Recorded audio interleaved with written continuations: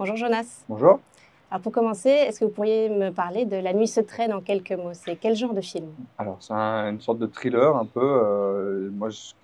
Quand je le résume, à chaque fois, je dis que c'est une chasse à l'homme dans les rues de Bruxelles en pleine nuit. Alors vous interprétez Théo, est-ce que vous pouvez nous en dire un petit peu plus sur ce personnage?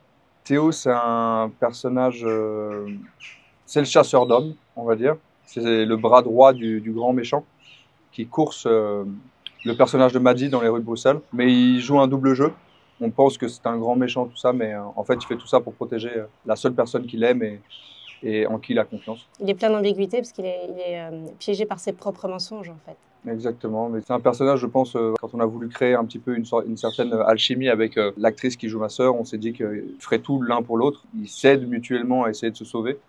Et malheureusement, leur jeu fonctionne pas et se retrouvent tous les deux poursuivis par le grand méchant, par Romain Duris, qui incarne le rôle de Yannick. Qu'est-ce qui vous a le plus plu quand vous avez découvert le projet? Qu'est-ce qui vous a donné envie de vous lancer? Le fait que ce soit un projet belge, que ça faisait longtemps que j'avais pas tourné en Belgique, tout ça. Le réalisateur aussi, j'avais visionné son court-métrage T'es morte Hélène que j'avais beaucoup aimé, que j'avais trouvé très original. Du coup, ça m'a donné envie de travailler avec lui tout simplement. Et le personnage de Théo, voilà, quelque chose de très moderne. J'aime bien aussi jouer les rôles de méchants. J'ai jamais vraiment fait de film d'action. Celui-ci en est un, mais intéressant, profond, avec une vraie démarche artistique et un vrai message derrière. Il y avait un message derrière toute cette action, toute cette violence. Et c'est ce qui m'a plu dans ce scénario. Comment on se prépare pour un film d'action? Est-ce qu'il y a un entraînement particulier, des chorégraphies? En Comment est-ce vrai, qu'on j'aurais aborde dû. ce rôle? J'aurais dû m'entraîner un peu plus physiquement parce que je crois les 3-4 premiers jours, c'était des sprints dans les rues de Bruxelles. Je crois que c'est à la fin, toute fin, je me suis claqué la cuisse parce qu'ils nous demandaient de courir pendant des heures et des heures. En pleine nuit, on était épuisés, tout ça. Heureusement, j'avais une doublure cascade que je remercie, il s'appelle Lucas. On dirait un vrai badass dans le film, alors que c'est pas du tout moi qui fais toutes ces cascades. Mais sinon, ouais, moi j'ai beaucoup travaillé sur le look avec Michiel. Déjà, on s'était envoyé un petit peu des références de films, de personnages, tout ça qu'on aimait bien.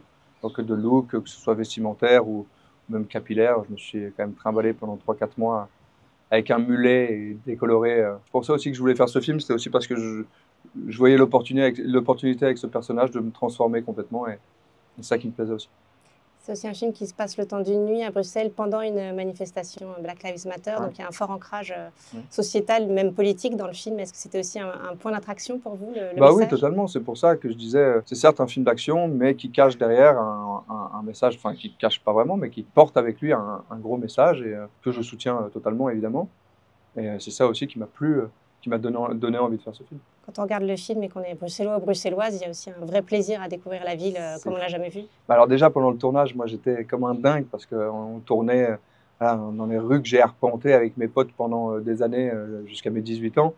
On a même fait une scène de boîte de nuit dans la boîte de nuit où j'allais de mes 14 à 17 ans. Enfin, quand on voit le film, j'ai réussi à faire Michiel et Sylvestre, le chef opérateur, c'est de transformer cette ville, qui est une jolie ville, tout ça, comme quelque chose de très sombre, de très noir. Quand je vois ce film, j'ai l'impression d'être dans Gotham et que Batman va arriver, quoi. C'est aussi un film qui est plein de talents belges et c'est assez rare de voir des films d'action en Belgique. Est-ce qu'il y avait aussi ça comme attrait de se dire tiens, ce film-là, je ne l'ai pas encore vu en Belgique? Bah clairement. Moi, c'est pour ça que on m'a demandé si j'étais prêt à faire de la promo. Moi, j'ai dit, mais je vais à toutes les avant-premières possibles parce que c'est le genre de film, moi, que j'ai envie de voir. C'est le genre de film qu'en Belgique, on voit rarement parce qu'on a des manques de moyens. Du coup, on va aller dans des films un petit peu plus, voilà, un petit peu plus intimistes, tout ça. Et là, ça fait du bien, justement, de voir un film d'action comme on a pu voir pendant des années, les années 90, 2000, 2010 aux États-Unis et tout ça. Revenir à ça avec un réalisateur qui a des références certes américaines, mais qui a grandi à Bruxelles et qui fait vivre un peu cette ville à travers son regard et quelque chose voilà, de haletant, de saisissant.